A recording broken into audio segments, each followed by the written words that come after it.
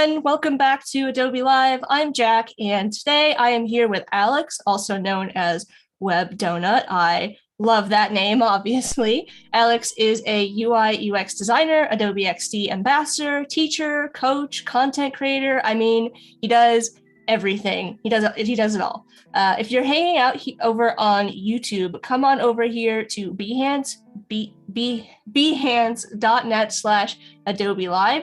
You can ask us questions, let us know how your day is going, how your Monday is going, and what you are working on. I see we got Laura and Katerina and Wendwa and Andreas all joining us. Annika is excited for today's live stream. Right before us was the Illustrator Creative Challenge with Julia Vaca. That's every Wednesday or every weekday at 11:30 a.m. Pacific. And earlier today, we had day one of Illustrating for Print with Anna Duhay. So be sure to check out the replays on Behance or YouTube. But today, Alex will be working on a coffee app in Adobe XD. Coffee is something he's passionate about, and I'm guessing a lot of you in the chat have that as a passion as well. Coffee also goes great with donuts, which I'm excited about. But I will let Alex tell us some more about what he has planned for today. Take it away, Alex. Thank you for the introduction, Jack. Thank you guys at Adobe Live for having me here. Hi guys, my name is Alex and I go everywhere by Alex on Design these days. And I should just start sharing my screen right away. And here you can see, hopefully, can you see it, Jack? Yeah, I can see it. Yeah, okay, so this is a little introduction which I prepared here in Adobe XD of everything we are going to run through for these 2 days, for these 2 live streams, as well as who am I, what I'm doing and stuff like that. So my name is Aleksandar Chuchukovic, and that last name is a bit hard to pronounce, so I go everywhere online by Alex on Design. I'm from Serbia, so not from Siberia, as some people usually think, but from Serbia, which is a country in Europe. I am a UI/UX designer and teacher, and I'm a dad of a 4-year-old little girl. And if she's watching, hi Sophia, go to bed right now. I love coffee and I love cars. And I'm a huge addict of coffee. I just have like 3 or 4 today. So that's why today we are doing a coffee app design. And also I'm a huge lover of cars, but mainly car design, nothing too technical. I'm a founder and I'm running a website called Alex on Design. And this is that website where I have my courses and I have my membership all about Adobe XD, all about UI/UX design. You can see right here about design systems, about user flows, paper wireframes, color selection. So all of those nice things.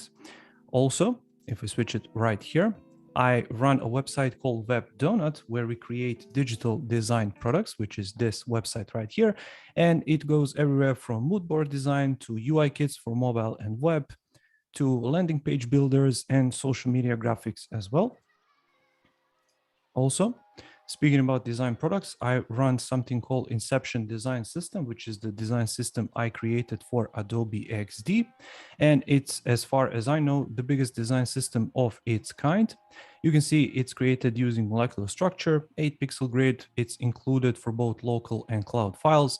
It has flowcharts, it has templates, and it has Lottie icons, which are those awesome animated icons we all love. And while I created it, I followed the latest structure from Adobe XD, such as stacks, such as component states and document assets. And finally, to wrap it all up, I have also a YouTube channel, which is conveniently named Alex on Design. And here I speak all about Adobe XD, once again, all about UI/UX design. So I have a bunch of these different videos. So make sure if you're interested in topics like these, make sure to check it out, make sure to explore it, because there is a bunch of great content over there. So that's it for my introduction. Let's now go over to the schedule. For day one, we are going to do the project introduction. I'm going to tell you what the project is about. I'm going to explain to you who is our imaginary client, because this project is going to be imaginary, but it's based on a real project I have worked on a few years back. Then we are going to tackle the task flow, and I'm going to show you how the users are going to go through this flow and through this app. Then we are going to move on to paper wireframes. I'm going to show you why they are really important and how you can create them for your future projects if you never created them already. And then finally, to top it all up, we are going to turn those paper wireframes into wireframes in Adobe XD. Then for the day two, project introduction once again for the people who are just joining us on the day 2. Then we are going to move on to the design. We are going to turn those wireframes in XD that we created the first day today, and then turn them into a design. And then finally, to wrap it all up, we're going to turn those designs into prototypes, into clickable prototypes, which you can share with your clients, developers, teammates for quick checkups and stuff like that. So let's get started. Let me show you the project we're going to be working on.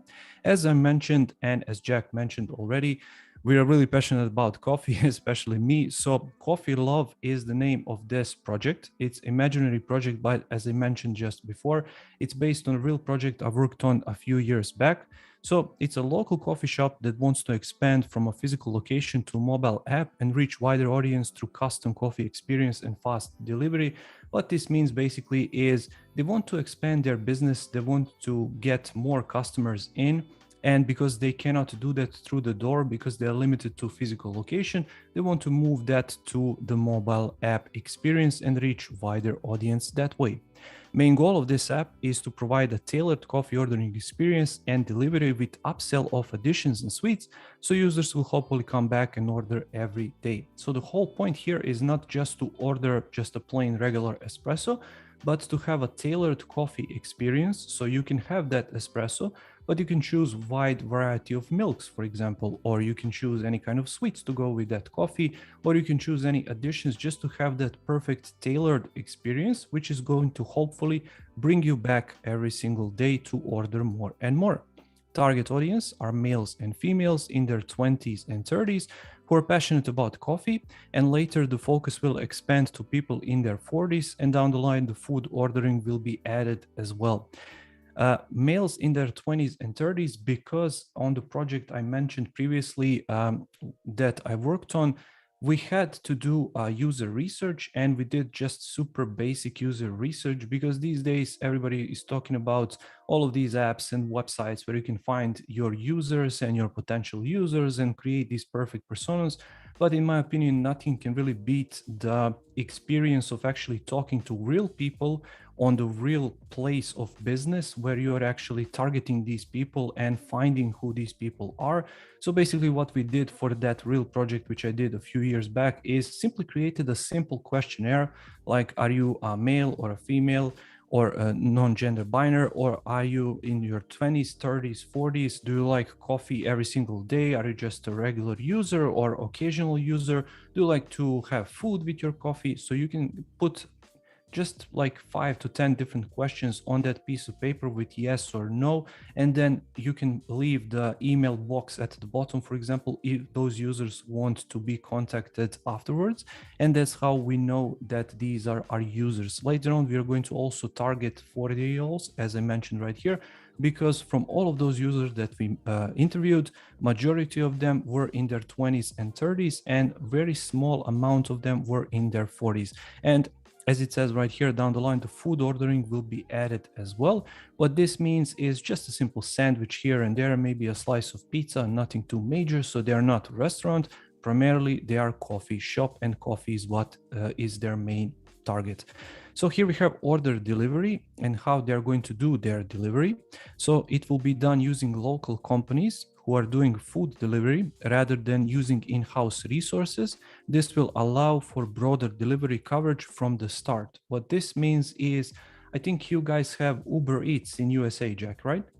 Yeah, we have a couple different like delivery Yeah. services. So here in Europe, I think Volt is one of the biggest ones. I think it's a German company, if I'm not mistaken. Maybe somebody in the chat can correct me on that. But every single country has these different delivery services, and those delivery services are focusing on food delivery, food and drink delivery. So this is what this imaginary brand is targeting, rather than buying a van, branding a van, and then hiring a driver who is going to drive and deliver these coffees. So this will allow for broader coverage. What this means is, for example, from the far end of town, you're going to order your coffee through the app and you're going to get it because the big companies have the resources to deliver that coffee to you. This will in turn, of course, bring more revenue to this brand and allow them for much higher sales and, of course, much higher revenue. So that's why they're going to do it like that. And finally, that's it. Let's get started. For this imaginary brand, the only thing which I started with is this logo, which I just created in Adobe XD, and simply use this font because I think it goes well. But here is our Adobe XD file, which we are going to be working on. And the next thing we are going to create is task flow.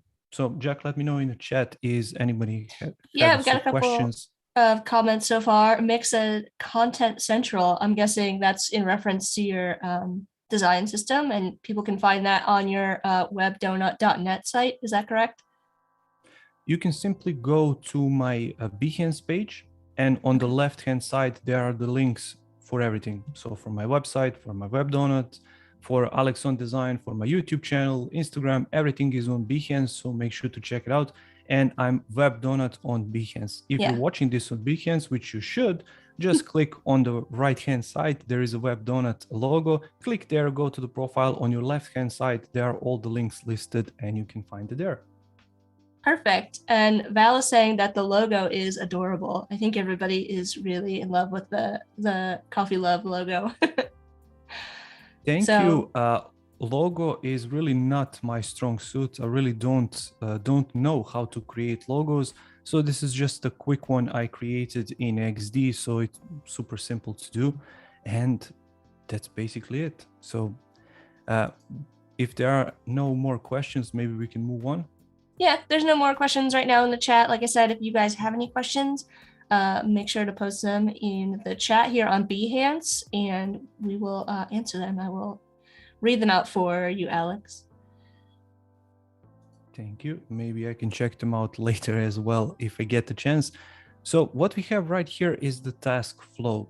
So there is a user flow and there is a task flow. User flow and task flows are a bit different because user flow focuses on the flow of the user throughout your website or mobile app. So it shows all the potential paths where your users is going to move throughout your app or website. So where they can click, where they cannot click, all of it. So it's going to get really big and messy, and you're going to see all of these different arrows throughout the place. But the whole point is to understand what is the shortest route for your users to accomplish a goal. That goal can be a purchase, sign up, email newsletter, whatever it is, while the task flow, on the other hand, just focuses on a single task. In our case, the task is for our users to come to the app for the first time, to scroll through some screens, to get to that customizing order screen, which I mentioned, to get the perfect coffee, for them to go to the checkout and to the thank you page. That's it. So that's the whole point of this task flow.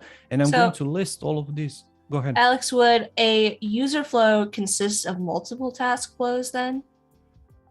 Yeah.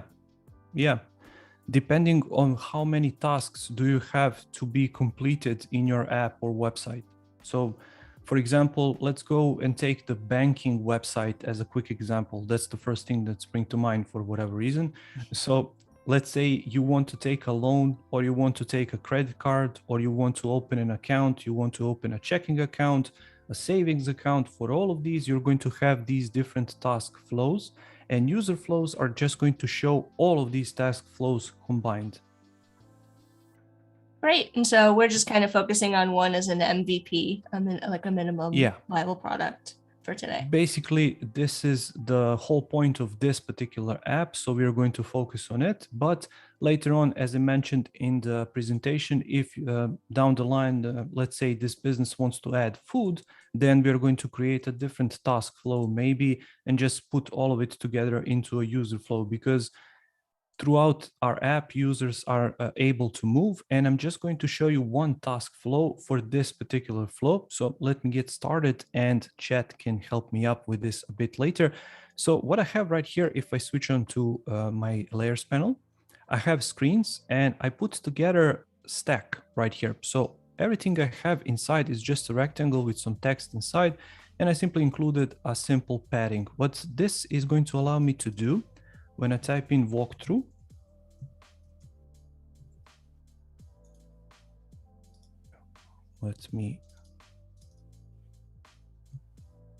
Now, you make these all kind of these shapes custom for, you're not using like the whiteboard plugin or anything for this?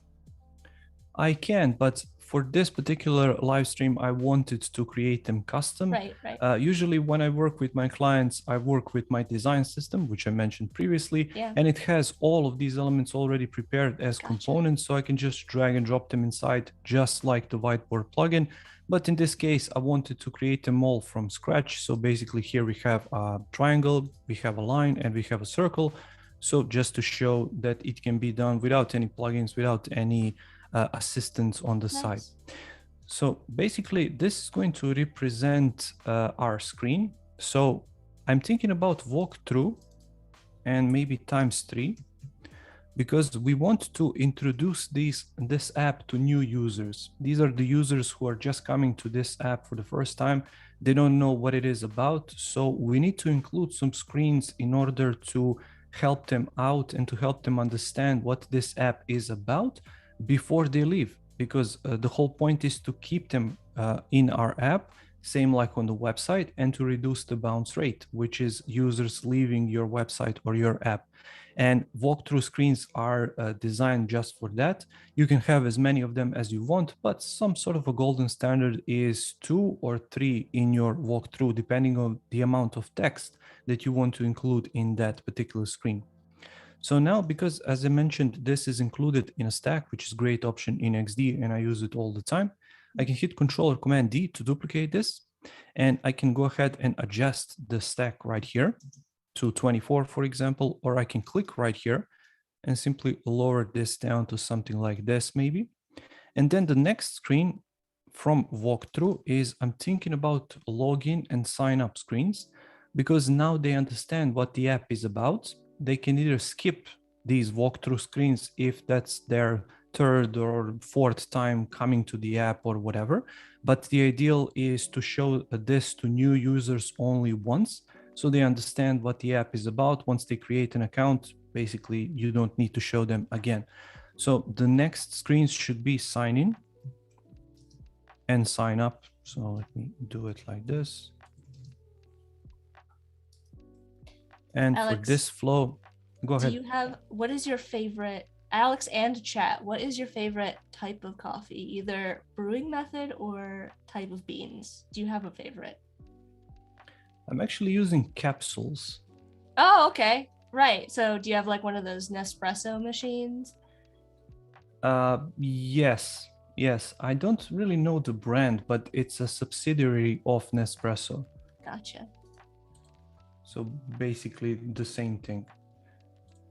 So I want to open up live streams right here so I can see the comments as well.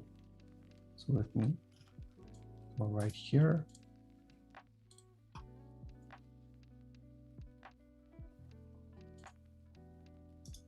And just mute myself. There we go. Jeff is saying AeroPress. That's a good method. I know in the US, a lot of people like that. You can maybe help me out with this. You use a piece of paper and then you put it in that glass thing. Then you pour your coffee. That's my preferred way. Pour over. I like a pour over. Yeah. Oh. So you take the glass and you put the paper filter and then you put the grounds in, and then you slowly pour the water over top. Oh, okay. So is there a taste difference between it? I'm suggesting it is. I'm thinking it is.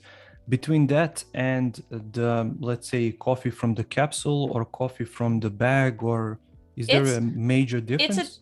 It's a different way of doing like a drip coffee. So I would say that the taste is, the difference is that you can control, I guess, the inputs and outputs more than you can on like a full pot of coffee. So it's a little bit more customizable.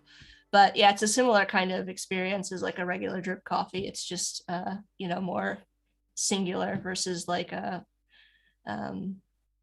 making a whole pot of coffee. I would say it's probably pretty comparable to the capsules, depending. So some of the newer machines, those capsule machines, will do like a more espresso style, which is obviously a different thing because there's more like pressure involved. So I'm guessing we are going to start the riot here, because I'm guessing somebody is going to say, no, it's totally different. It's There's lots But of anyway, opinions coming in, so lots of yeah.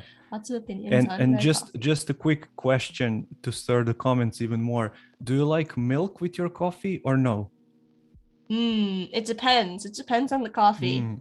So sometimes I do like a little oat milk in my coffee. I usually have that in like my iced coffee, but Vel likes a little bit of cream in her coffee. Clever is a pour over dark roast. Fergie likes a For French press, but French also press, yeah, Nespresso. Yeah. So yeah. lots of Lots of different different opinions. opinions. Okay, so here I have a homepage, which I imagine that users are going to go after they create their accounts on the signing and sign up page. And here on the homepage, basically, all the products will be listed. So they are going to have some sweets. They are going to have something like donuts, which both of us like really much, and something like cookies maybe, or something like that. But the main focus is the coffee. So here you're going to see a bit of maybe where the coffee is sourced or something like that. And then there is going to be a search bar at the top. So you can quite easily search for your favorite coffee, because there are some obvious choices like espresso, like latte, but maybe somebody likes something different. So that's why the search bar is going to be there at the top.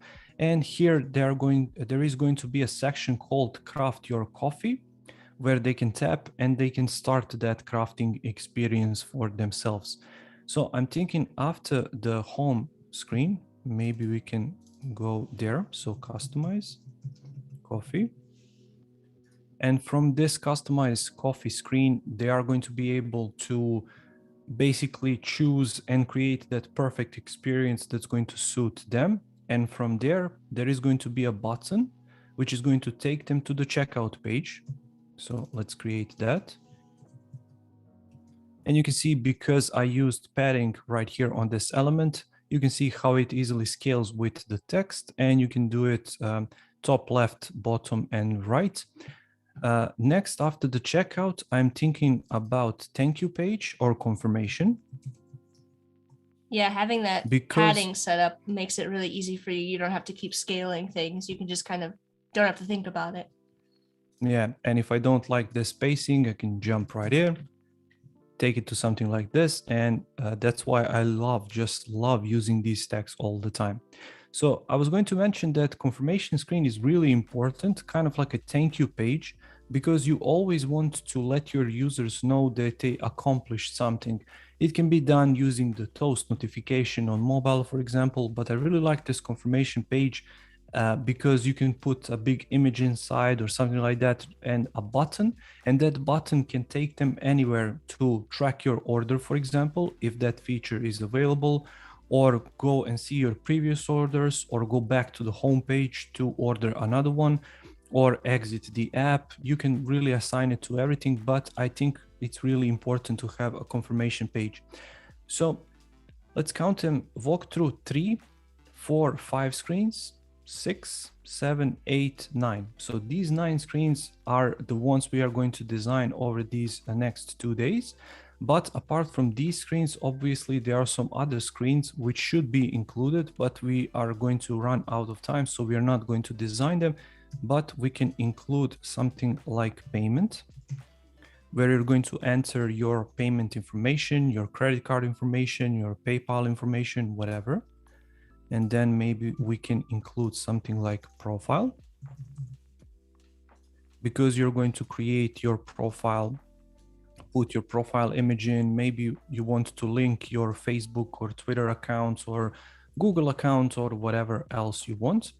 Then maybe we want to put some legal screens, which are going to be something like terms and conditions or refund or something like that. And finally, maybe we can put something like, let's see, maybe settings. Can somebody in the chat help me out with this? Can we include any other screen? Yeah, chat, let us know if there's any other screens that you think would be, or I guess any other kind of features that you might find in a coffee ordering and delivering app? What kind of things you might expect to see? Yeah, would you normally go through and like, I guess, think about all of the functionality like this before you would get into like an MVP prototype? Is that a comment from the voodoo wall? Oh, I just saw Val's comment. I may Oh, okay. not, Val saying, I may not have heard if he said this, but is this the method of plan? Oh, it's similar to my question, yeah. But is this the method of planning he That's why uses I'm asking. every project, or does he do some different workflows depending on the project? So basically, no. I sit down with my client because if you just join us, this is imaginary project, but it's based on something I've done previously for a real client. I sit down with them. I figure out what exactly do they need through a series of interviews. We do a bunch of different questionnaires. I learn about their goals and objectives. I see what they want, what they don't want, what they need right now, what they need down in the future, which I explained at the start of this project. And after that, we figure out basically what sort of screens do they need. And then I come up with paper wireframes and simple sketches on a piece of paper just to see if that structure really works with this particular project. If it does, then we move on to Adobe XD. But it's really different from project to project. But basically, this method is something which I use quite often just to come up with all of these screens which are going to go into the app. So basically, now that this is completed, we should go and start with these. So I just created a bunch of these elements. I'm going to ungroup them. So we are going to use an entry point, which is these walkthrough screens. And let me drag this right here. Let's make this in the center. We do have a couple of suggestions coming in. Fergie is saying, what about a saved preferences screen? So I'm guessing maybe Fergie, you mean like a saved orders kind of screen? That's actually a good shout. Yeah. Voodoo Val is saying, do we have a screen for a rewards program or special offers? And then, yeah, Laura's saying something similar. Laura's asking for like a favorites, like favorite drinks, maybe. And Jane is saying a testimonials or pictures from users. That could be fun, like yeah, on the individual, depending the individual drink pages, like photos of from customers or something would be cool. So you can see how quickly this can go out of hand. So you have to focus because we have just 4 hours for these live streams. So I just picked these 9 ones, but basically we can sit here and design for months because as the app grows, user needs grow, obviously. So you have to design more and more screens to accommodate those needs. So that's why we picked just these 9, and that's why I wanted to focus just on them. So here, what we want is, as I said, just to show these, but basically we already mentioned how we are going to move through the app, but I still wanted to show you this process. So they are going to go to the entry point, and that entry point can be either a link or a download of the app from the App Store maybe, or something like that. So when they tap that link or open up the app, that's going to be their entry point into the app. From that, we are going to take them to these walkthrough screens. So I'm going to type in walk. And from then, they are going to use this action. So the action can be either tap or skip. So let's use tap, because tap is for the button, or for the skip, you still have to tap to go anywhere else. So then it's going to take them to the next screen, which is login or sign up. And you're using the circles to indicate the action there, the circle shapes. Yeah. So you can see right here. So this one is for the entry and for the exit. So exit is going to go at the end, obviously. So this is just to indicate the process. So this arrow. This one is the process, so where they are at the moment. And of course, you can do this in many different ways. This is just a method I prefer and I've been doing over for years.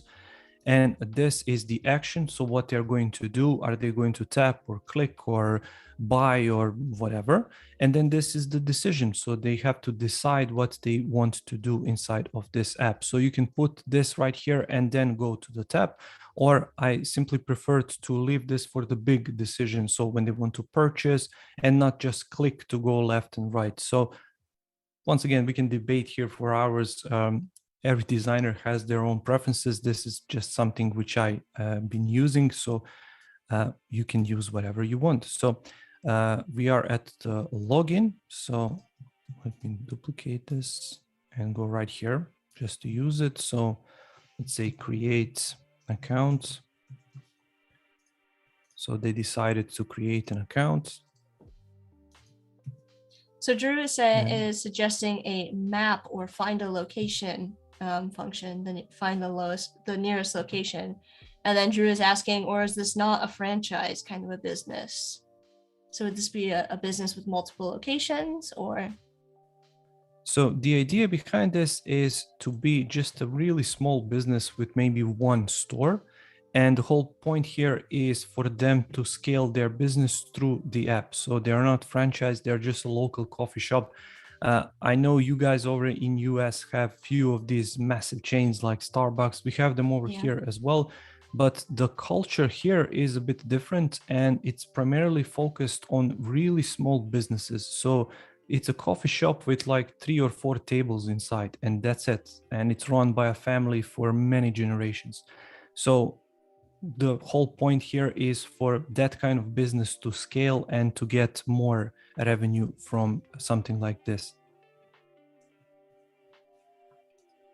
Cool. So Go ahead. I was just going to ask, I know that you and I have talked about this, but about the Web Donut name. I'm sure there's lots of people in the chat curious about it. Yeah, so basically when I started it like 7 years ago, the idea behind it was sweet design solutions. So because we were focusing on, and I keep saying we because it's my wife and myself, we were focused on UI kits and UX kits, basically the solutions which are going to speed up your design process as much as possible. But we didn't know, honestly, if that was trademarked, that sweet design solutions. So it was really just for us. That was really the whole point. And from that came in Web Donut, because we really love Web Donuts and solutions were for the web. So we just basically merged those two and it kind of sticked. But as I mentioned in my presentation at the beginning, sort of Alex on Design is what I use these days because it's much simpler to refer people to Alex on Design than to Web Donut, and the content I'm creating is just more up to date over there. Yeah, Val saying here, I think we call that mom and pop, a business that has a similar service to a chain, but personalized and passed through a family for many generations. Exactly. So you can see right here that because we have the padding and I have a new line of text, it's going to expand down. So because that padding is there, I can expand down more and more and more and create many more of these lines if I want to. So let's say customize order and let's clip it into place like so.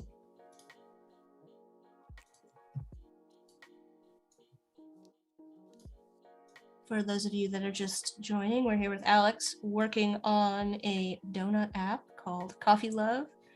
Alex is working through these flows here. Let us know in the chat if you what kind of features and functionality you'd like to see in a coffee ordering or coffee delivery service or app. Stuart just joined. Hey, Stuart.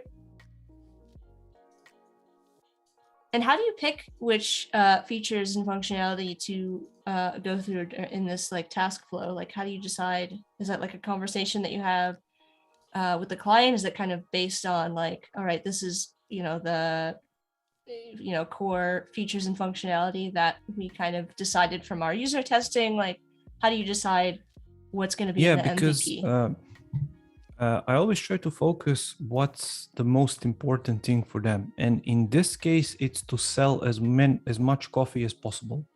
So, in order for them to do that, perhaps let's say rewards or favorites or testimonials, it's not, how should I say this, the primary focus of this MVP, of this first pass of the app.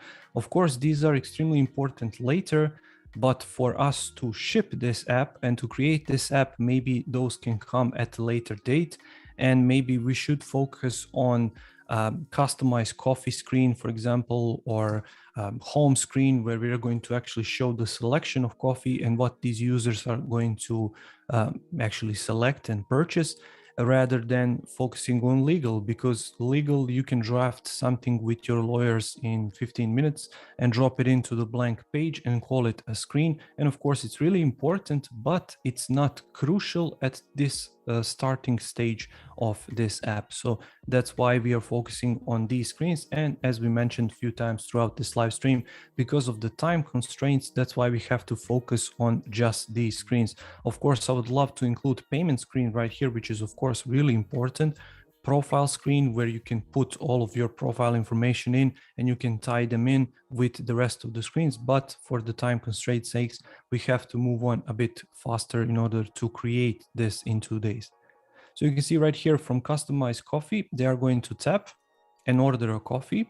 And then from there, they are going to go to this screen, which is the confirmation screen.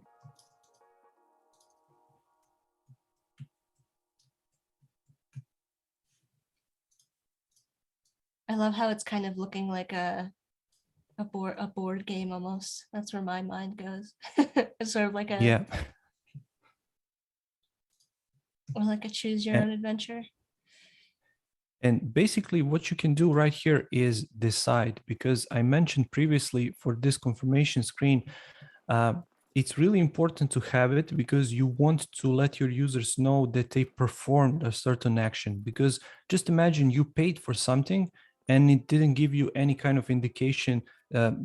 Did that payment went through? Did I completed the payment? Did my order go through? And just take you to some random screen. You have to show them the confirmation screen for them to let them know, okay, you did this and now you can go here.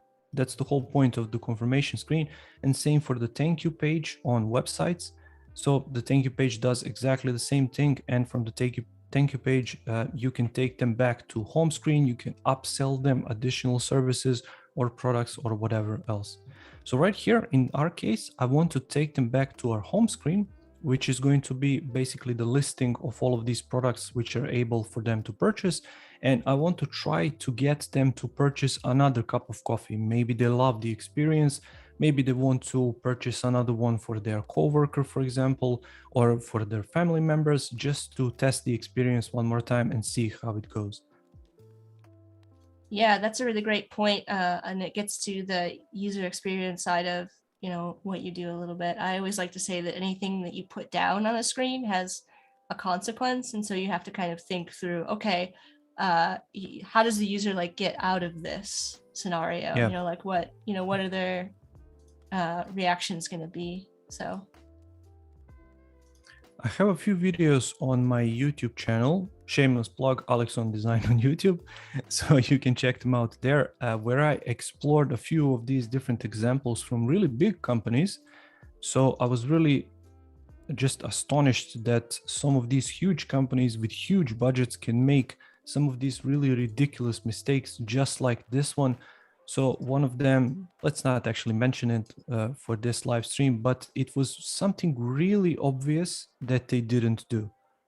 And I was just sitting there wondering, because this company has I don't know, few dozen maybe employees or 100 employees or something like that. How can somebody miss this? And it was really an important part of user journey and the website as a whole and their value proposition. So I was just thinking, how can somebody just not think of these obvious things to do? So here is our task flow. Basically, I'm going to wrap it up there. As I mentioned and I keep mentioning, we can take this for hours. We can include many different variations, and you can actually do something a little bit different for this. You can go ahead and create something which is called flowchart, where you can create all sorts of different shapes. So let me actually create something really quickly just to show you. So let's say apply border color, and I can duplicate this screen and maybe create something like a hero image right here. Maybe I can duplicate this one around the corners, lower down the size. So this can be our button, for example, and let's duplicate this one, something like this, and put this to be our text maybe. So you're making like a mini, almost like a mini wireframe here. Exactly. And then you can put these in a group, use a repeat grid, like this, and then basically create just a bunch of these different copies. And this serves as just a basic idea of a screen. So you can replace all of these different elements and just communicate with your clients a lot faster this way. This can be done in this part of the process where you're actually speaking with them about the user flow, about the task flow, about where your users are going to go through the app. So as you can see, it's super simple to do. It doesn't take any time at all.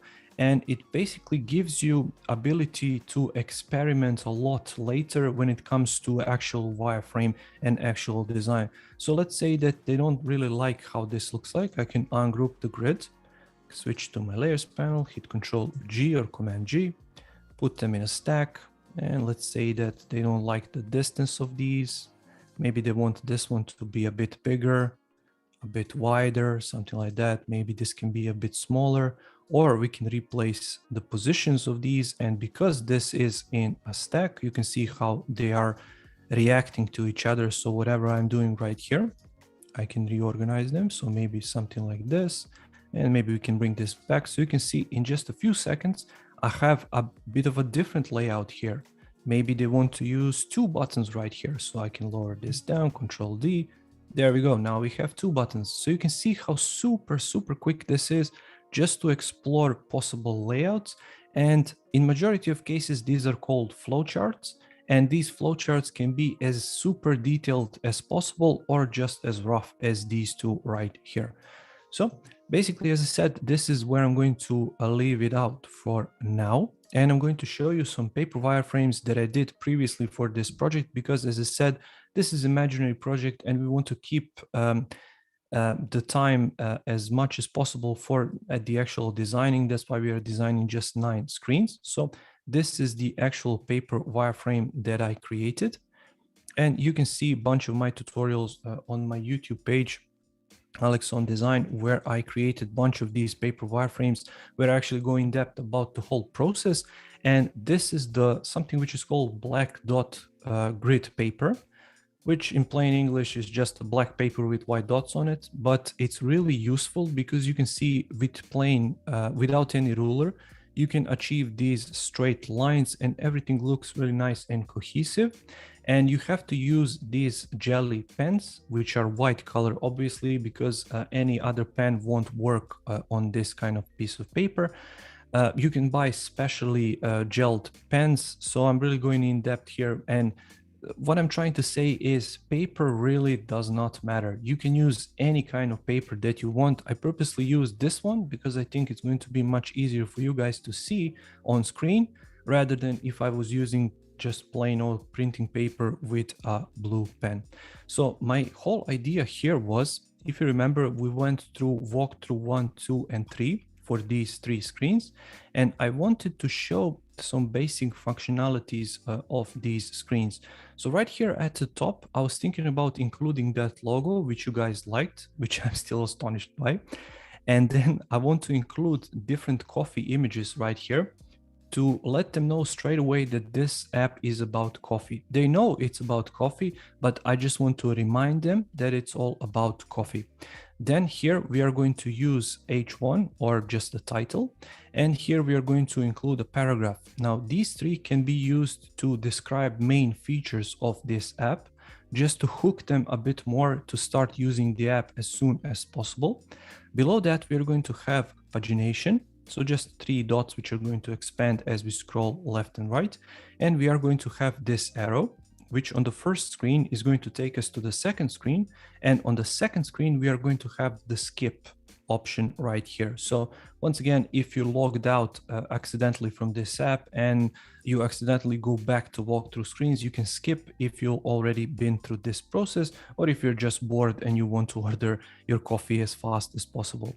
Then from then on, we go to the login and sign up screen, which we mentioned. And the idea here is to have a switcher at the bottom right here. So if you don't have an account, you can sign up here.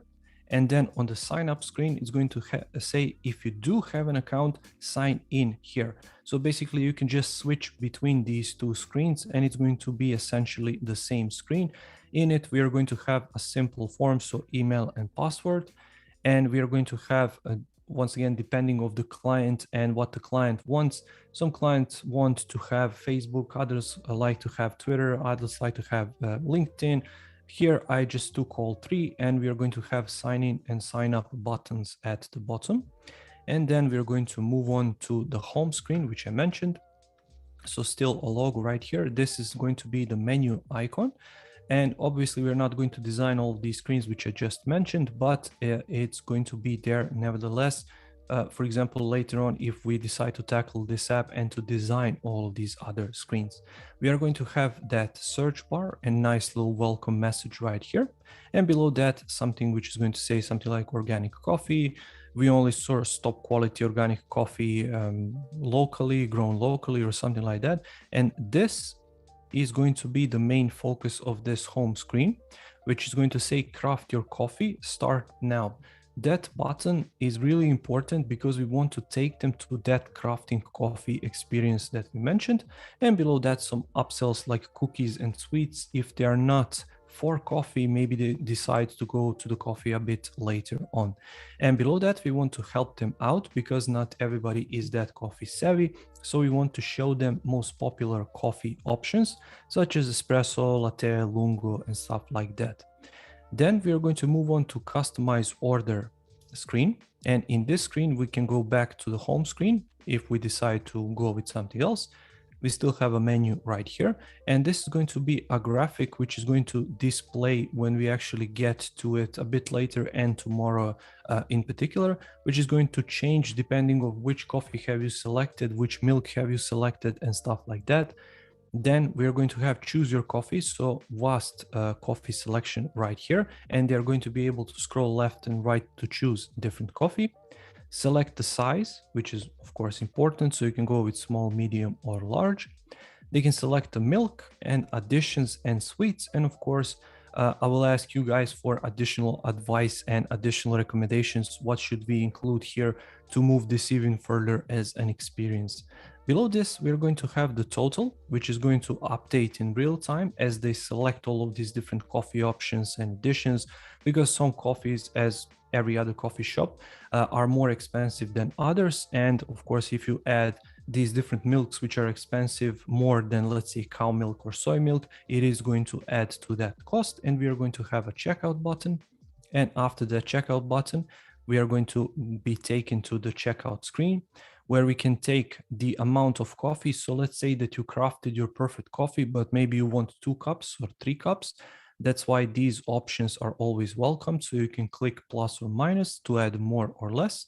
And here it's going to display which sort of milk have you selected, which sort of sweets. And let's say in this case, it's a cookie. So maybe you want 2 or 3 cookies. So this is a really easy way for your users to add more, and a really easy way for you to upsell and make more money, obviously.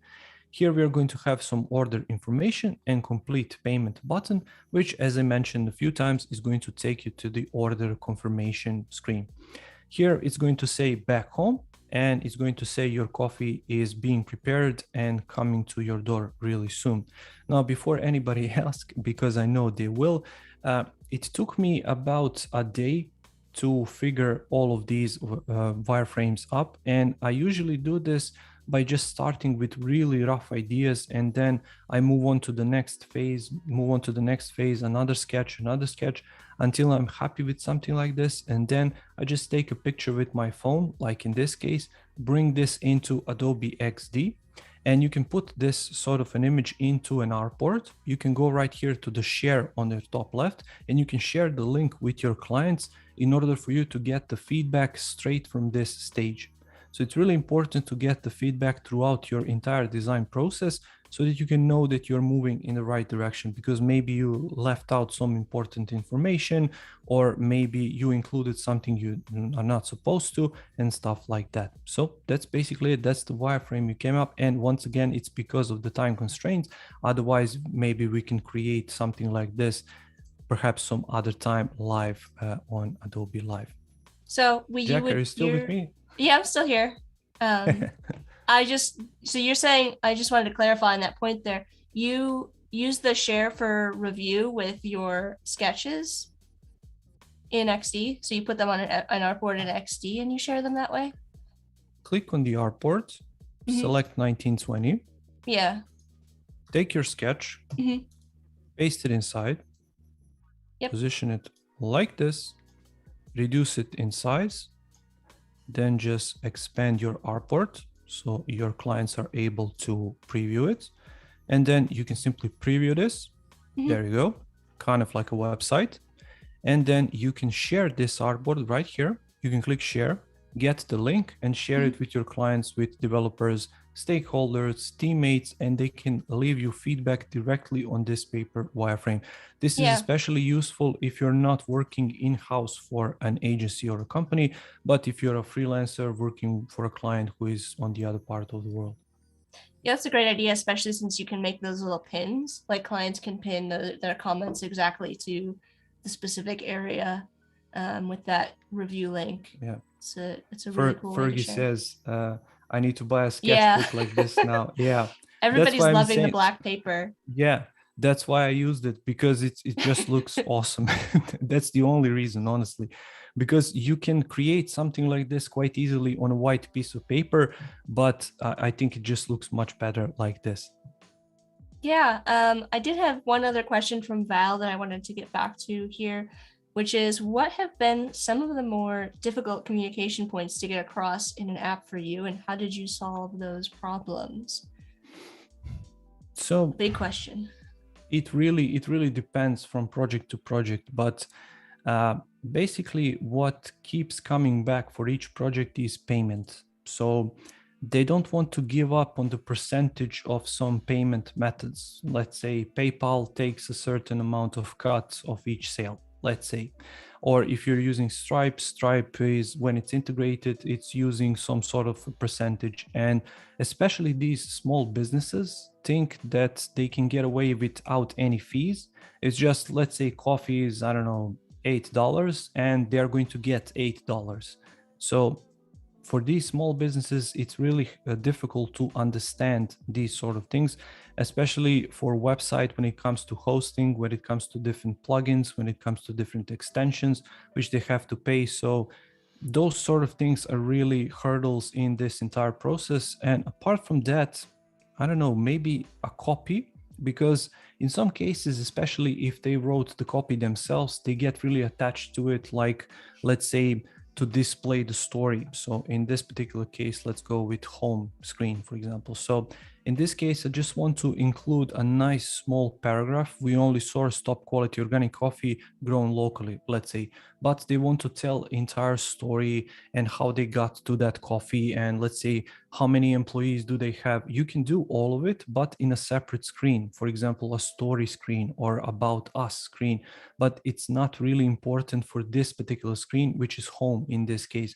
So those sort of things are really difficult sometimes to talk with your clients, but once you actually explain to them and explain the benefits of better conversions and more sales, then they start to get it, and then they start to understand why you are doing things the certain way.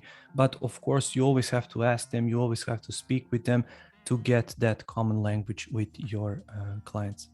So I'm now going to switch to the artboard and select this one. So it's iPhone, it's the biggest one, I think, right here. So yeah, iPhone 13 or 12 Pro Max. It really doesn't matter for this case because once again, it's a fictional app. But for a real project, maybe your clients demand you to create, let's say, iPhone 8 apps because from their research, majority of their users are still using iPhone 8. So you have to factor that in. But because we are creating a fictional app, we are just going to use this one. So I'm going to call it walkthrough. Val saying that's a great point when the client does not want to let go of a certain approach to the presentation. It happens all the time. Mm-hmm. Yeah. Yeah. Not just about the copy, but let's say for the images. They took their own images, they're really proud of their own images, and maybe you found a stock, let's say on Adobe stock, which is extremely awesome and it's going to work perfectly for this example, but they just, they took that image with their phone, they're really attached to it and stuff like that. So you really have to speak with them. Yeah, definitely. And then sometimes there's also like you kind of have to compromise and say like, well, what can we do with this? Is there some way that we can use this image either like elsewhere, or can we like try to make it, fit? It's a balance. Is figuring out what is like important to them versus like what's needed for the audience. Yeah. So right here, I'm just creating 4-column layouts because it's going to be much simpler for me to work with columns later when we actually get to the content. And here, just for you guys are able to see, I'm going to lower it down to maybe 5 or 7, something like that. Because now when I duplicate these artboards, they are going to retain these settings. Let me actually hide it for now. So do you just use the default? Did you use the default grid there, or did you modify it at all? I just modified it slightly. I increased the gutter width. Oh, okay. Yeah. And the gutter width because by default, I don't really like how it looks like. It looks a lot closer than I would prefer it. Of course, you can use guides if you want to just drag a quick guide from here and maybe use the same guide here. Maybe use the guides from top to bottom. Once again, these are personal preferences. So everybody has their own methods. So all of it is fine.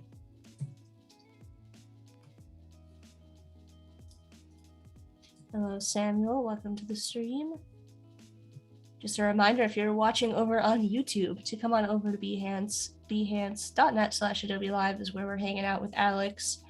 Alex is working on this coffee app here, coffee delivery app, just getting into some screens, gonna wireframe out some screens here based on the paper sketch wireframes Alex did and our task flow.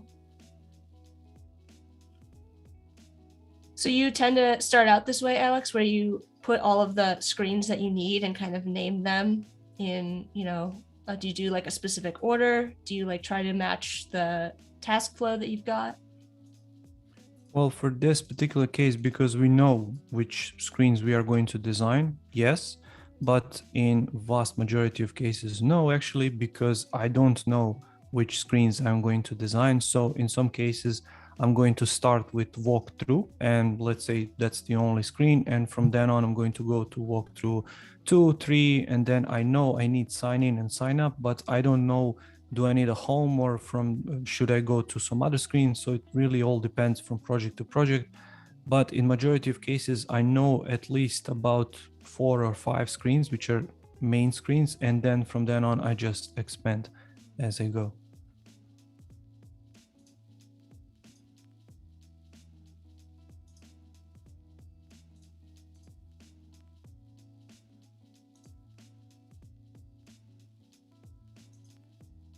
You're just going through and changing the fill colors on the artboards?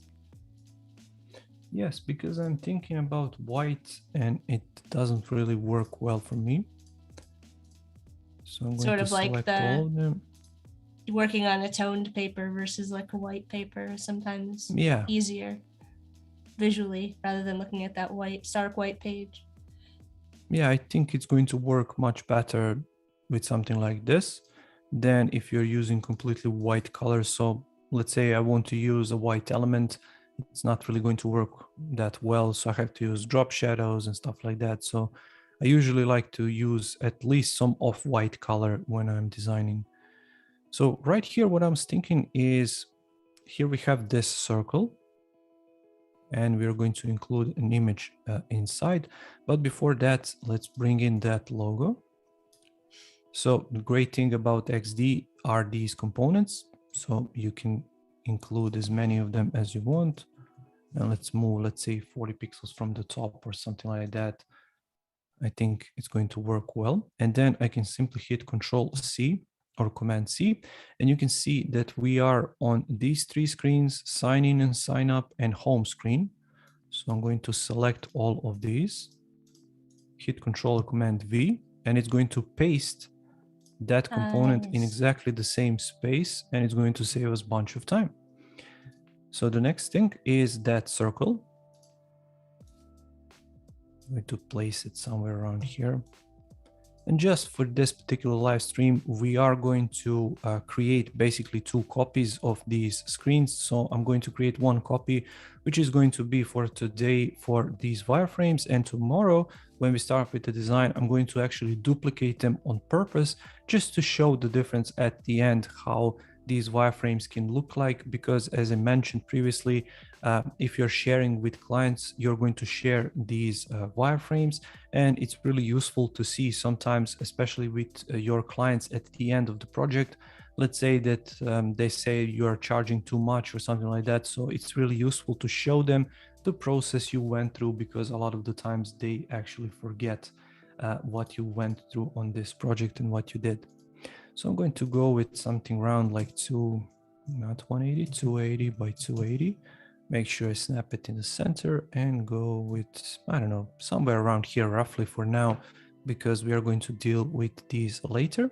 And you might remember that here we have this arrow, and I went ahead and created it. So it's this right arrow, and I'm going to place it, let's say 48 from the bottom, and I can use Alt or Option just to see where I am with these distances, left, right, top, bottom, and to all of these other elements. So you can just hold your Alt or Option and hover just to see where you are.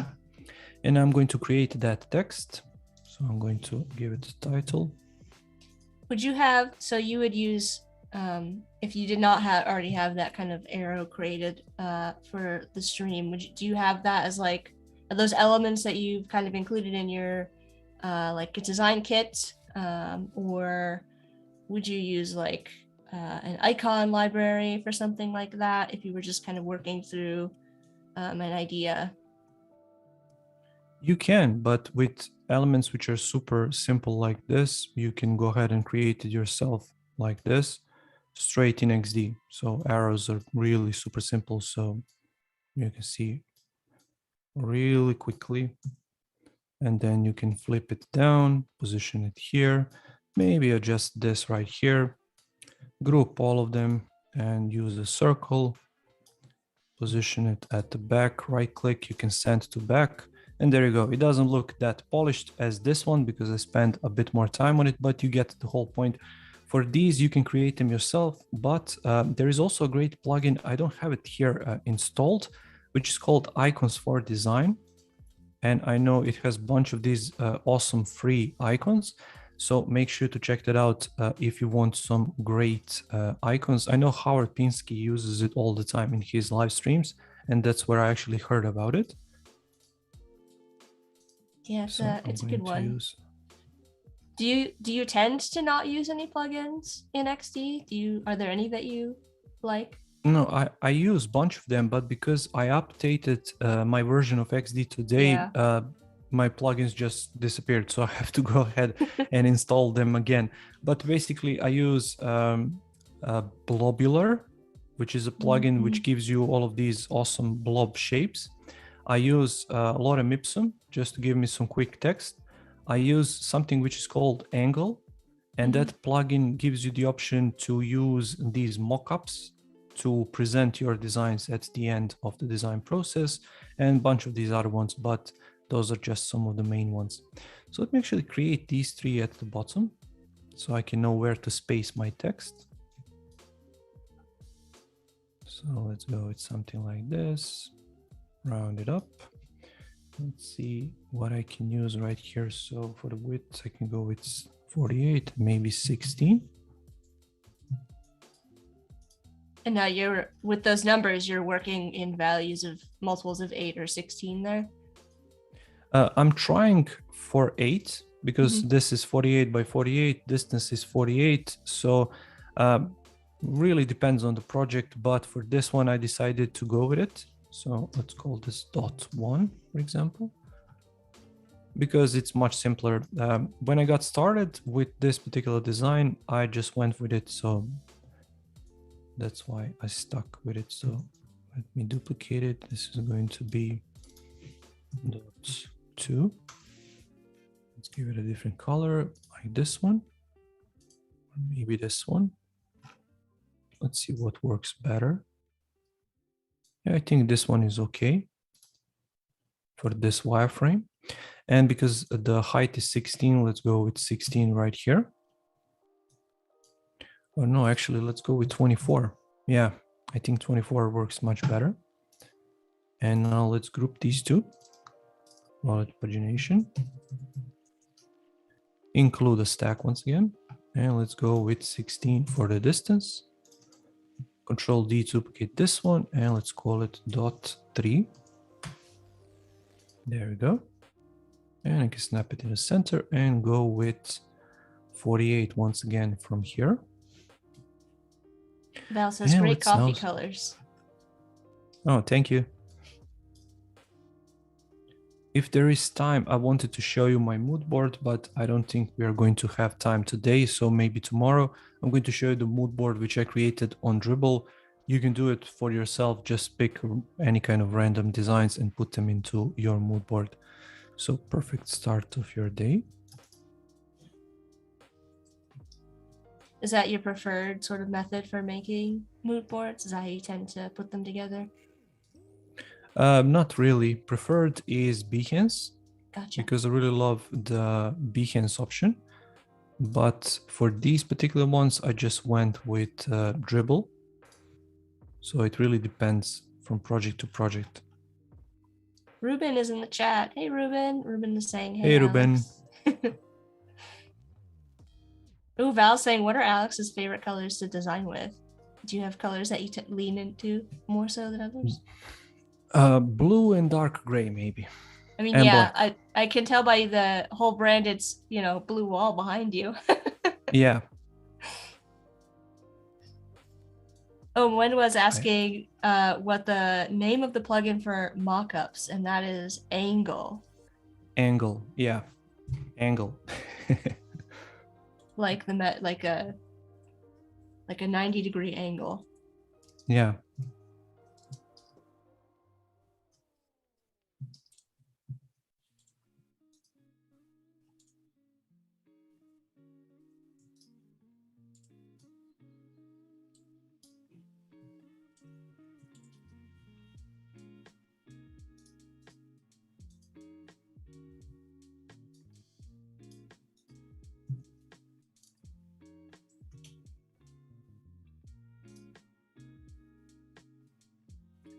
Where do you stand, Jack, on naming your layers? I am very much in the team name your layers camp. It's, I guess, because I work in XD and because I also do a lot of like animation stuff, it's just really important for me personally to name my layers so that I can, like, you know, use those names for things when I want to animate or if I'm using auto animate in XD. But, you know, it's certainly not necessary. I would say, in my opinion, as long as you name the things that you know that you're going to be animating, you should be in good shape. But sometimes it's hard to know. So what's your thoughts on that, Alex?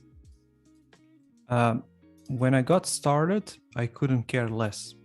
But then when I started working with developers, I have gotten some really colorful language from them. Let's call it that. So I started renaming my layers immediately after that, and I didn't look back ever since.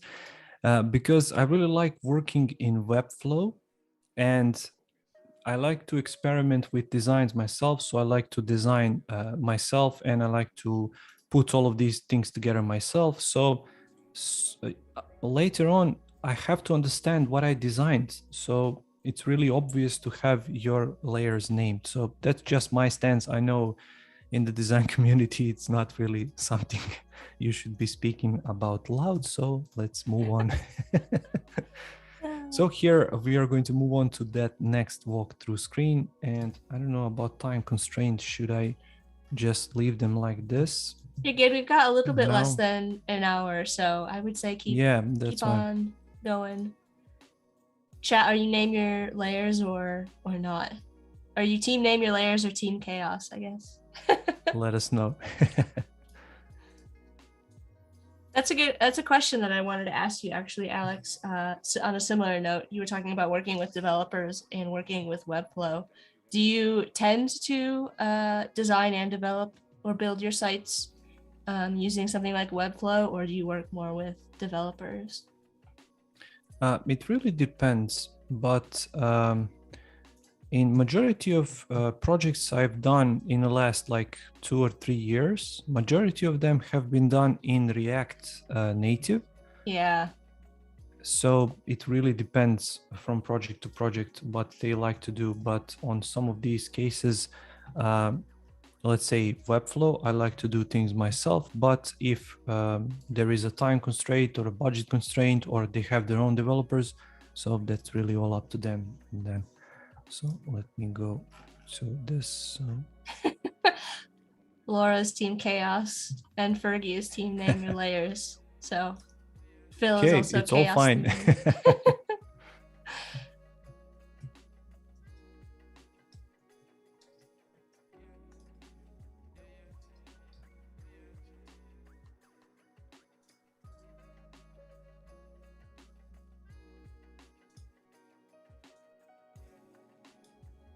Are you working in the login screen now?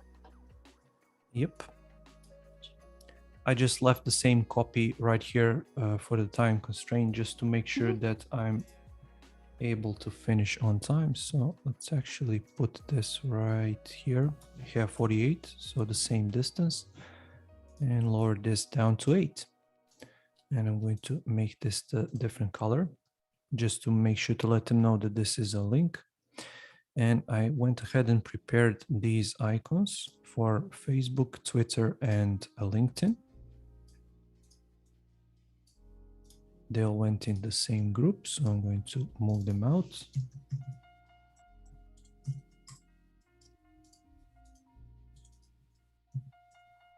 Samuel is saying, I hope XD brings anchor points like Illustrator or Photoshop to rotate in different ways instead of creating a mask for rotating. I'm not entirely sure what you mean there, Samuel. Alex, do you happen to know? Not really. Yeah, I think that you should be able to rotate things in XD without needing a mask. I'm sure Alex can demo. You can just either type in an angle of rotation. Yeah, right here. Yeah. So let's take this and rotate it. I think you can hold, yeah.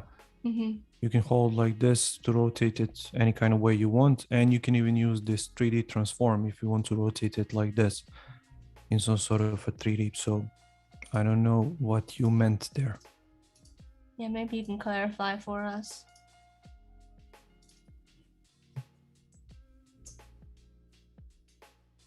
Lots of team name your layers in chat. Good to see you, by the way, Justin Roy.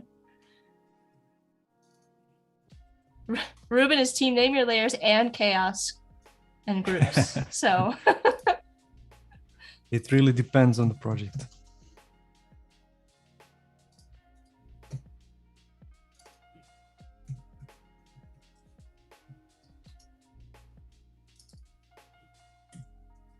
Yeah, so for this project, it looks like you've got some sort of fonts and colors maybe that you know, maybe pulled from like your brand? Is that, you know, would you start with those colors and those fonts for this kind of wireframing stage normally on a project, or? Uh, well, it depends. I mentioned at the beginning that this sort of fake client for this design already had that logo. So I pulled some logos, some colors from that logo, and I just used those colors to get me started. And what I'm doing right here is another great feature of XD.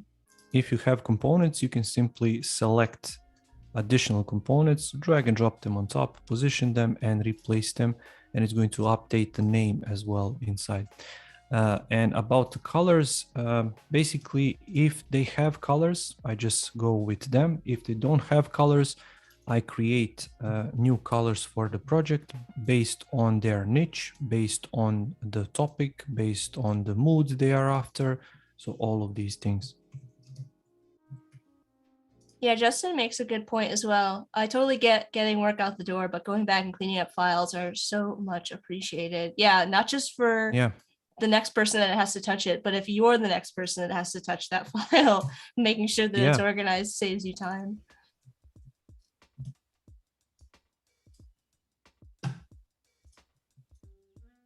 Make your future self happy. Exactly. So Alex, how did you get into this field? How did you get into UI and UX work? How did you get into, you know, becoming a content creator on YouTube? Like what was your journey like to get there? So I'm a self-taught designer, and I was working in a few small agencies here in Serbia. And then I decided that that's really boring. So I went freelance and I explored many different areas throughout my career, because I'm designing for, I think, 15 years, something like that. So I tried many different things before I land on to UI/UX design. And in terms of work, I find clients online. They come to me usually through various different websites. I used to work on these 99 Designs contests years back. And still to this day, people are approaching me from 99 Designs asking me for work. So yeah, you never know. Put your work out there. You never know what can come of it. Exactly.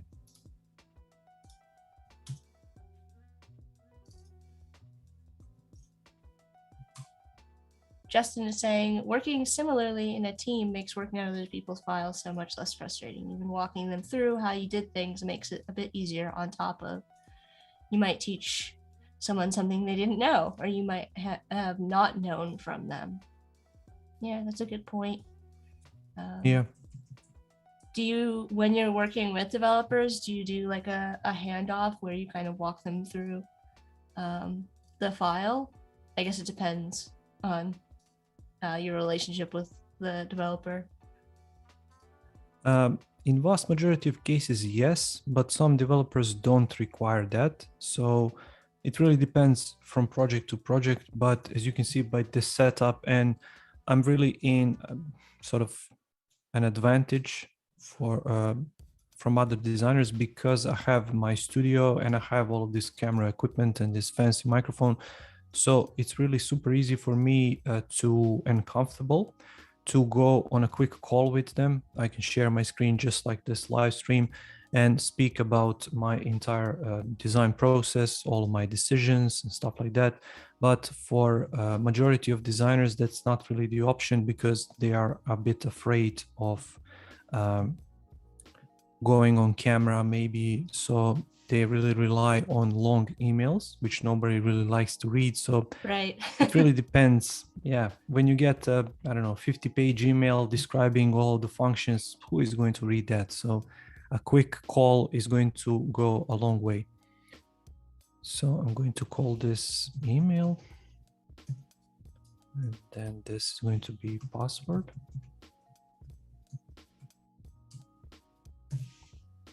I think I saw you post today, speaking of social, about making a password input field on Instagram. I did. And today I also had another live stream on my channel. So I'm all over the place today with content. And speaking about that, I didn't respond to your question or the question from the chat, how I got into the content creation. Mm-hmm. So basically, I mentioned this to you when we spoke earlier. I just like I have a niche I cannot scratch. So I have to create something all the time. I have to work on some new projects. I have to basically keep myself busy, and I really love doing that. So that's why I got into the content creation.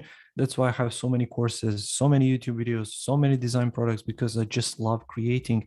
And that's why I like working not alone, but not in a particular company full-time 9 to 5, and just work on that, because I get really bored really quickly, if I'm honest. So I don't know. Let me know in the chat. I'm really interested to hear.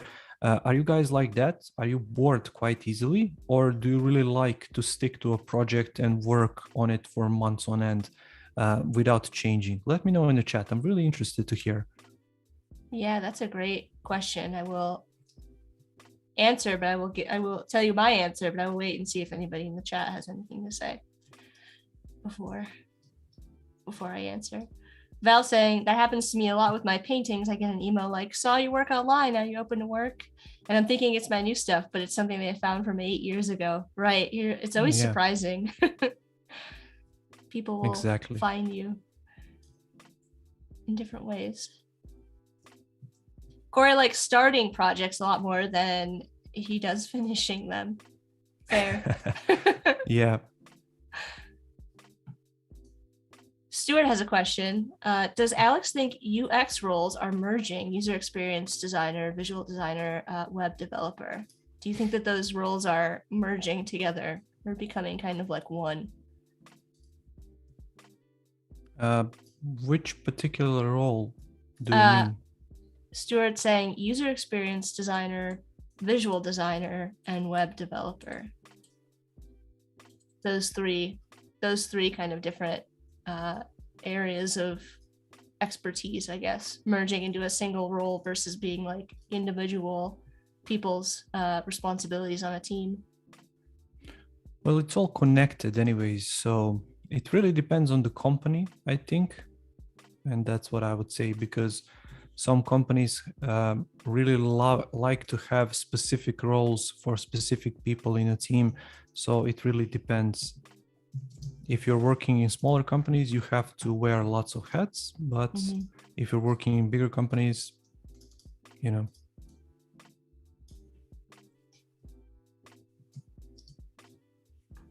Yeah, I think that I don't think you have to necessarily be an expert in all of those areas, but having really good communication, especially if you're not an expert in those areas with the people who are, is really important. So always having like an open line of communication between all three of those roles, if they are separate, is really important. And also just having, even just like a little bit of a knowledge about how each of those roles like works and how they work with, what you do is I think a good way to look at it, even if you're not like an expert in all three areas.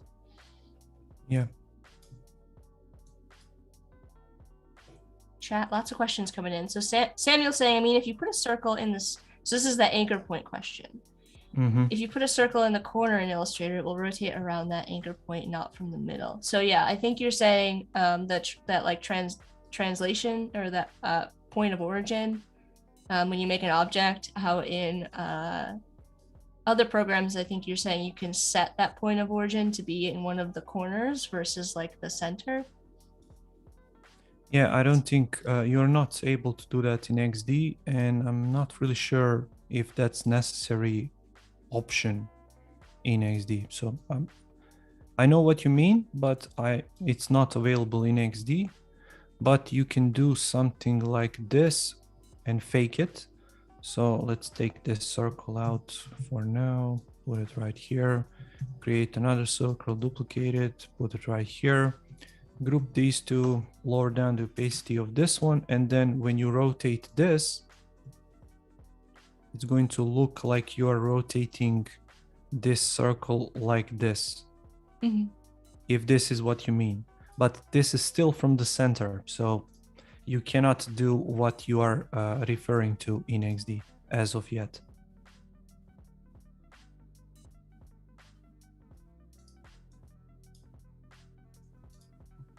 Celeste, I believe is how you pronounce it. Let me know. Celeste in chat says, do you consider different aspects such as dark and light mode when development and structuring is allocated? So I'm guessing if you have the time and resources to create something that has light and dark mode. Yeah, definitely. Definitely.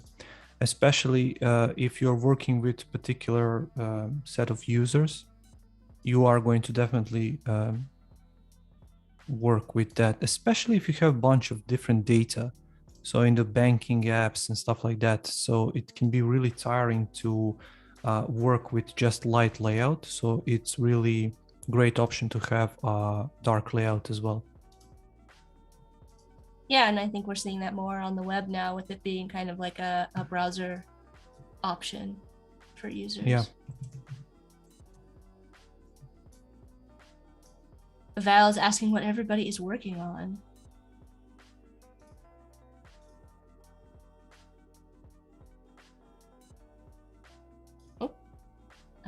Justin has an answer for our previous question about whether or not everybody likes working on multiple projects. Justin says, I think it depends on the pace. If the pace is consistent, I could work on a large project for a while. If it gets dragged on and constant small changes are asked, I end up becoming bored. Yeah. And Val also answered saying, my creative process is a lot like that meme of a guy walking with his girlfriend and looking at the other person. I start something and I'm like, oh, but what if I started this other thing? Yeah, that's me. Yeah. I can relate to that. But yeah, I guess for me, I will answer that question. Yeah, I'm more like Val, but I think that honestly, and we talked about this a little bit, Alex, I think that it's beneficial to be working on, for me, to be working on multiple projects. So you can sometimes you get so like blind, you're just so laser focused on a project that it's beneficial to kind of step away, and then when you come back, you're like, oh, you can see the answer to the problem that you were trying to solve clearly because you just took a break from it to work on something else. Like resetting your brain, I think, is really important. Yeah. So I'm just trying to rush things a bit right here to get to, so we can have enough time at the end. So you're working on, it looks like maybe the buttons? No, this is actually the home screen. So okay. I created a search bar right here that we spoke about. And let me actually apply this border to it. And here I applied that organic coffee that we mentioned right here.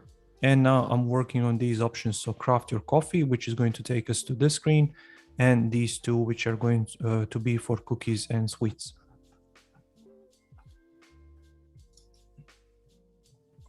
Gotcha.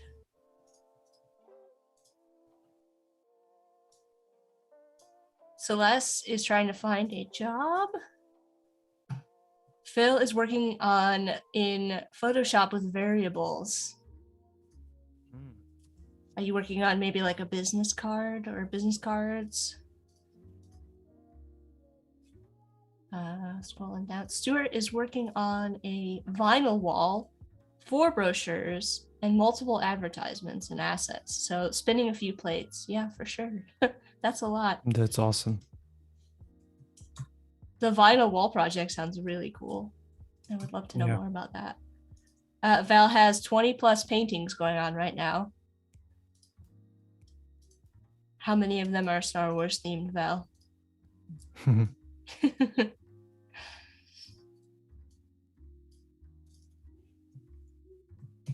Justin is saying, a huge thing I've noticed is not a lot of people think about dark mode. I can't tell you how many times I've seen emails that don't have a white background in their PNG of their logo or object, and I end up not being able to see some of the objects. Yeah, absolutely. Yeah, I agree. Yeah.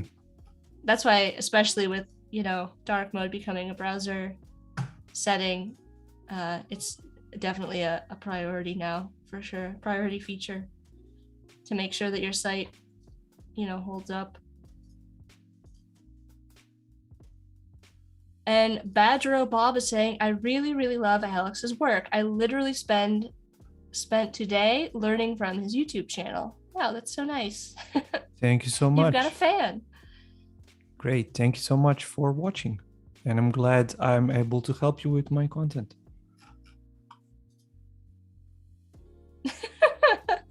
Val saying most of them are Star Wars. I feel called out.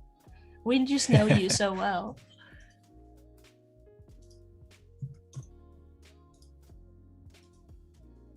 Justin's working on a brand identity for a bourbon bar. That sounds fun.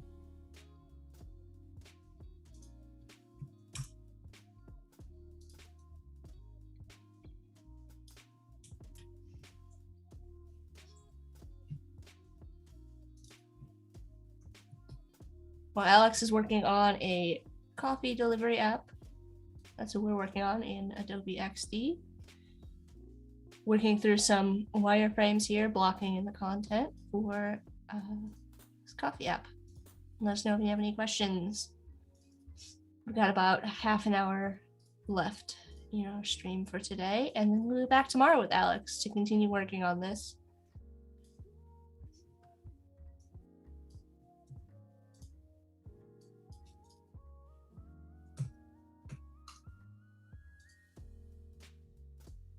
Ooh, Samuel's saying there are a lot of XD books out there. Which one would you recommend if you have one? XD books. Yeah. No. Yeah, I don't think I have any. No, I don't have any. I'm not really sure. There are some good general. I would recommend a book apart has some really good like general UI, UX, a lot of good books, and they're pretty small and like kind of focused on like specific topics. I really like those books.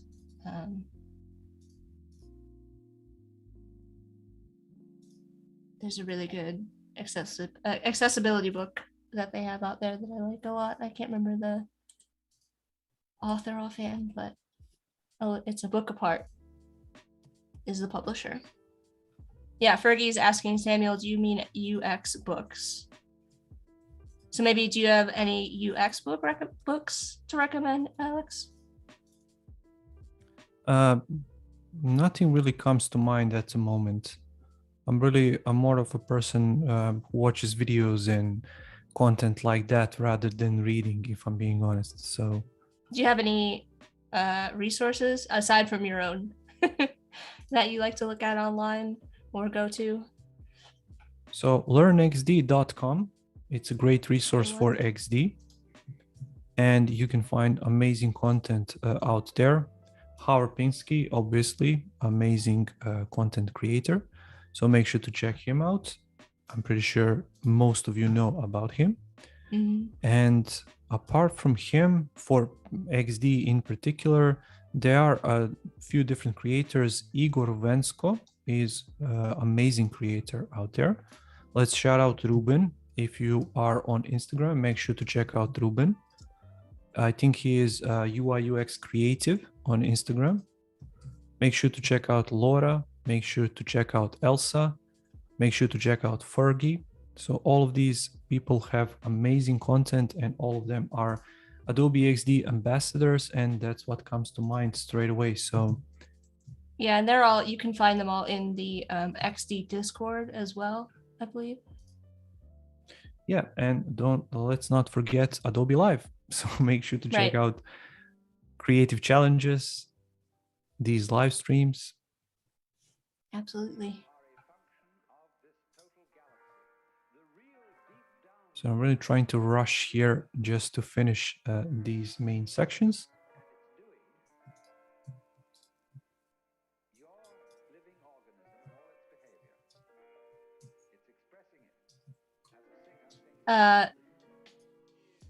Badra Bob is saying, huge fan. I'm Chalif, Alex, if that name rings a bell for you. It does. He Okay. was in my live stream today. So hi, Chalif. Thank you for watching here as well.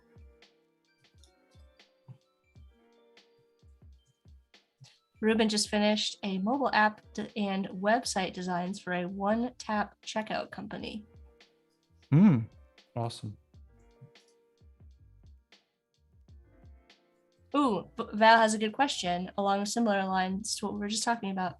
Alex and chat, what is your favorite source of inspiration? It really depends. it really depends from the project, from the mood I'm in, from all of these things. So it really depends. I don't know.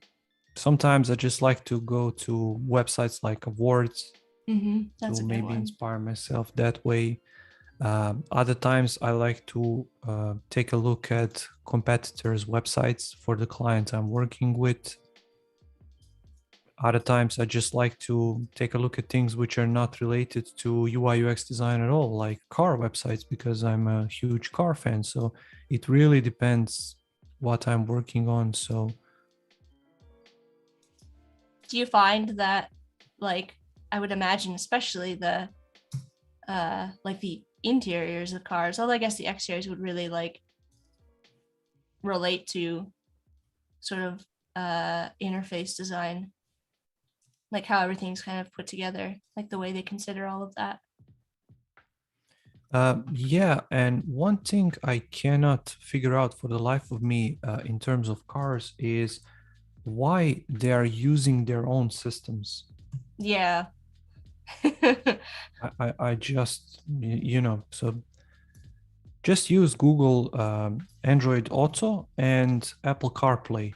Just use those because Apple and Google have it figured out. Don't invent your own. Don't invest billions of dollars basically throwing them away. So just,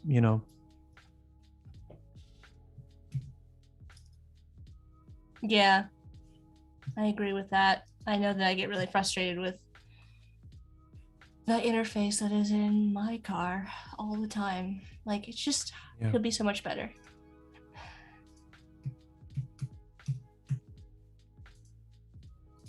So Celeste right is here for saying, oh, this, go ahead.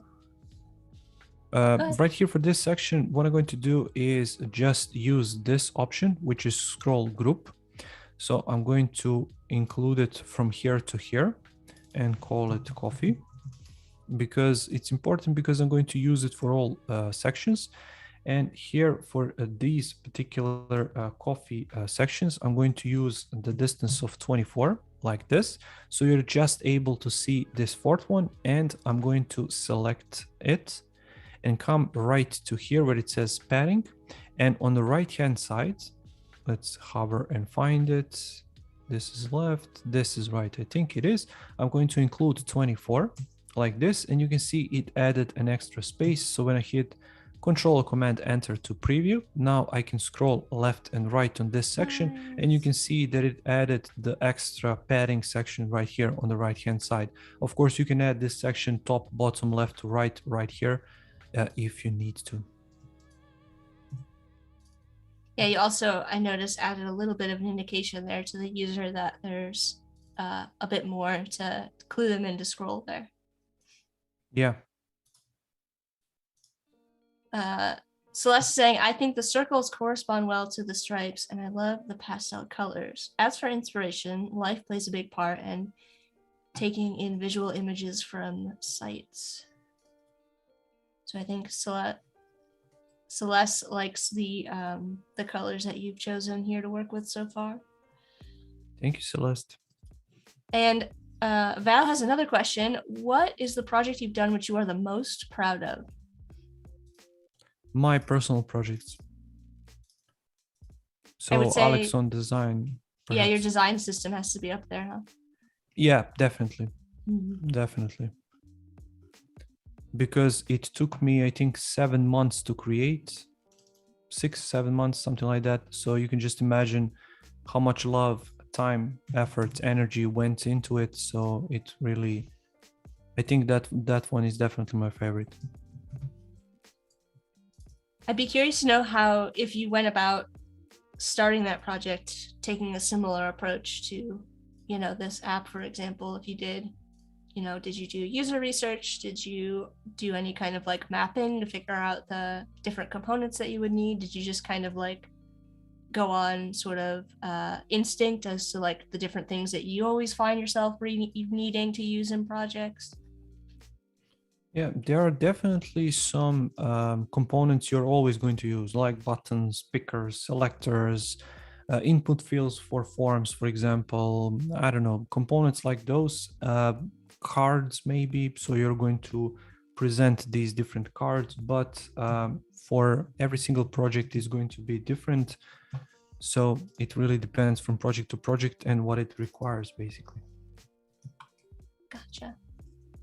Stuart says my car is so old it tells you to ask for directions.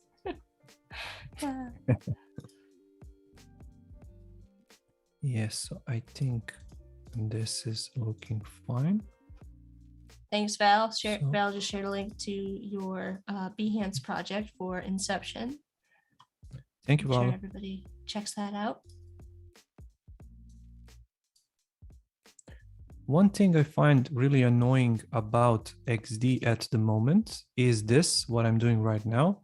Yes, I wish there was an now. option. Yeah, I wish there was an option to clip it right here and to tell it, just clip to this distance or clip to the bottom. So yeah, but hopefully that's going to come in the future. Not to worry.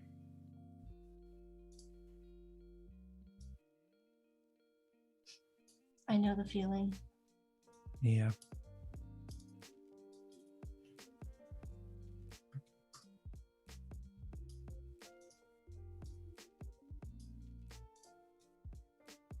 So are we have moved on to the like ordering screen now?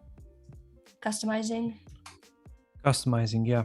And we still have checkout and confirmation to do. And I'm not really sure because the confirmation is basically the same as these. So I'm going to select all of these elements and put them right here. I'm going to take this button, put it right here. There we go. I'm going to get rid of these like this. Speedy. Yeah. And let's do 48 right here. Val shared a link to the user voice for XD about for feature requests, because Fergie is agreeing about that snapping along the bottom there. It's just so obvious. It's just so, you use it every day. So yeah.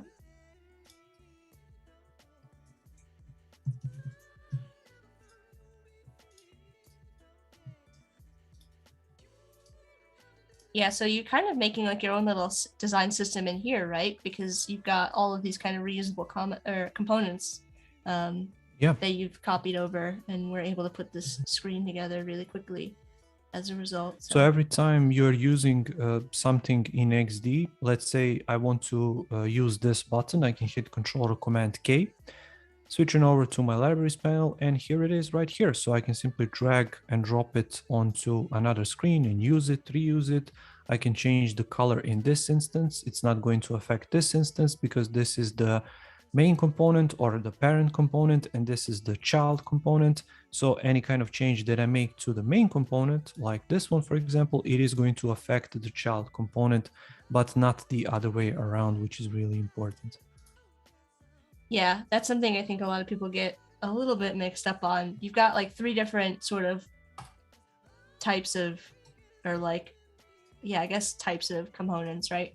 you've got the main component, which is going to have that solid filled in diamond. When you're looking at it, you've got an instance of a component which is going to be hollow, and that means that it's hasn't been modified. It's just an instance of the main, hasn't been edited in any way. And then you've got a diamond with a dot at the center, means it's a modified instance, which means you made a change to it. So if you have just a regular instance, any change that you make to that main component is going to change across all of the like the child components or that like hollow instance version. So Stuart's got a question for you. Oh, first, Ruben says, Alex, amazing design system, very detailed, love the name Inception Design System. So a compliment there from Ruben. And Stuart's asking, how does Alex deal with clients that push back on design flow? Do you explain your decision with user research? Yeah. Basically, with stubborn clients, you always bring the topic of money. So the more money they can make and the more money they can save, the more they are going to like you.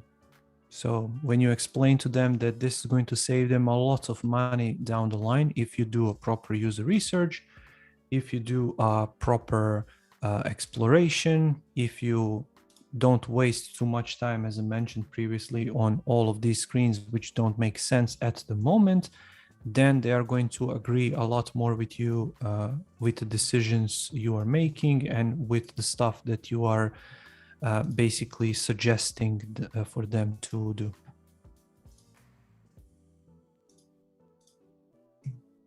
Yeah, that's always a good, if you can tie it back to like a value add for the client, then that's a good way to get them on board with your decisions for sure. Right, so what I need right here, and I think we are going to make it because we have something like a bit more than 10 minutes. Yep. I think we are going to be able to finish everything.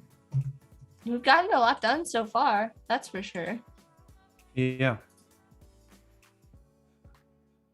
So let's go right here with 24. I think Val and Ruben are talking about anime in the chat. Sounds like it. Ruben is a big fan. I know that from his live streams and from his stories on Instagram. So, and just a question about Ruben, because I was playing something to my daughter last night. Are you familiar with the Daft Punk anime? I think it's called Interstellar 5555, something like that. Do you know about it? I don't. That one I do not know about. I'm like I like anime. I'm just not like super keeping up with it. But do you know about Daft Punk? Oh yeah. Yes. Absolutely. That is the video for those videos for those songs, Harder, Better, Faster, Stronger, Digital Love, so all of these hits. And if you take a look at the videos, they are animated videos in that anime style, which I just love. And there is a whole movie about it. So all of these I didn't know about videos, all of these videos are actually inserts from that movie, which is the entire anime movie, which is the full length of the album. So every single track actually is the part of that movie. About. Yeah. So I was showing that last night to my daughter, which is 4 years old, and she just loves it. And I asked her about the music because I wasn't really sure if she's going to like the music, but she loves it. So Ruben says, yes, Alex, I know about it, but I've never watched it. So now Ruben has homework. Yep, definitely. Val knows it and says the story of the secret star system and has replaced all the S's with 5s. So I'm guessing that has something to do with it. Yeah. I feel like there was another question. Here we go. Samuel saying, have you ever turned down a project you think you don't like the idea of or are interested in? Yeah, a bunch of times. And in majority of cases, it's something which is either not inspiring, or I think I cannot bring any value to the project, or the client is really not on the same page as myself. Yeah. Perhaps they're not valuing the entire design process, or they're looking something extremely for cheap, or they want to be something to be done in 15 minutes and not wait. And It's the so Venn stuff like that. diagram. The good, Yeah, fast, exactly. cheap diagram. Pick two. Yeah. Give me something now, and as cheaply as possible, please.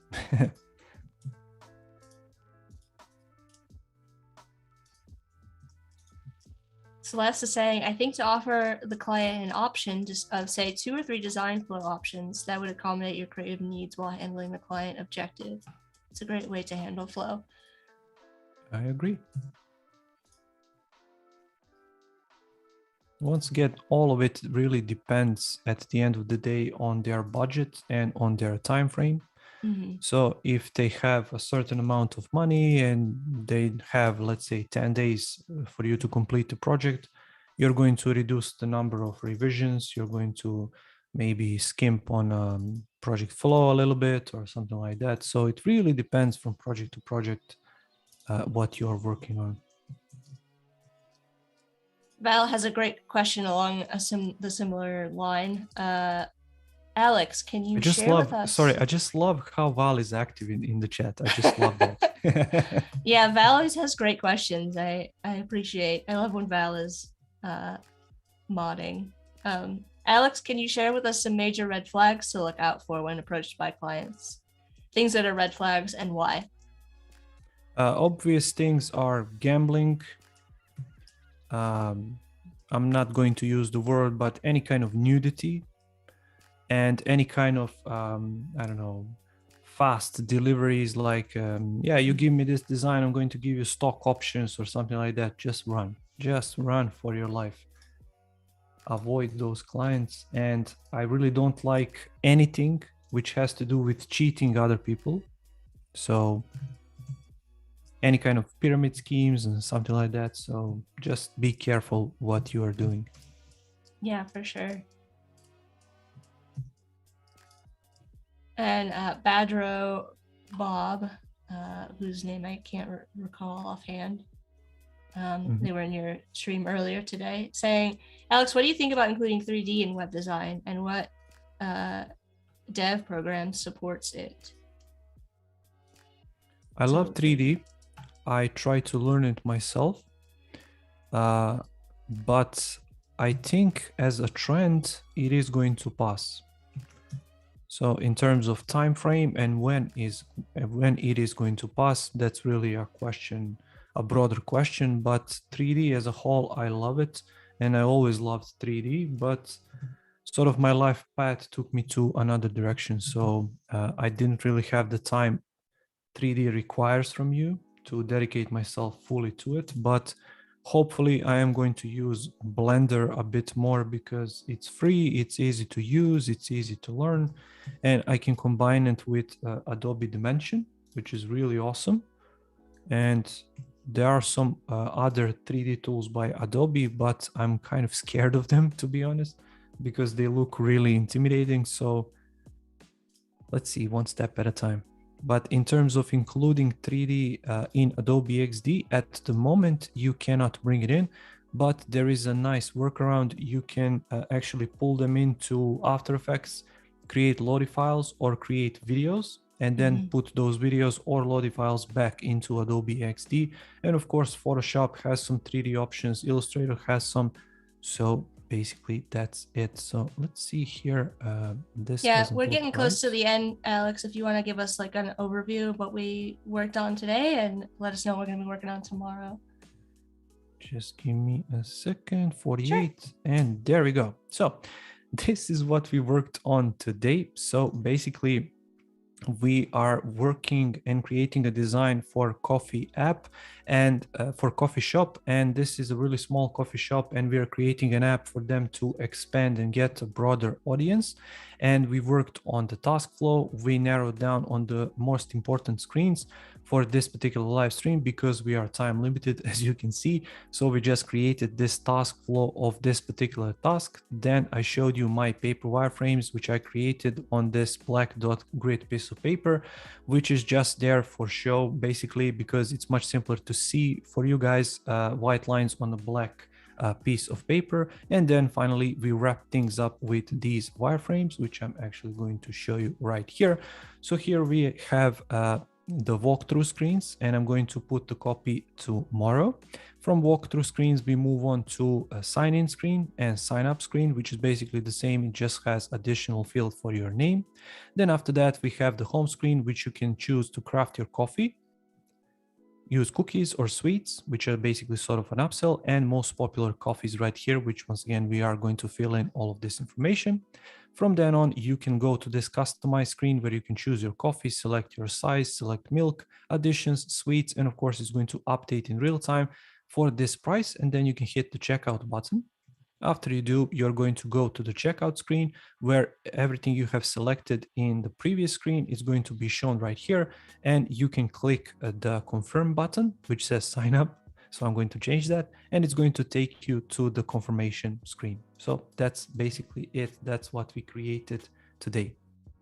Awesome, Alex. We covered a ton of material today. You got through so many screens, and thank you for sharing your process with us.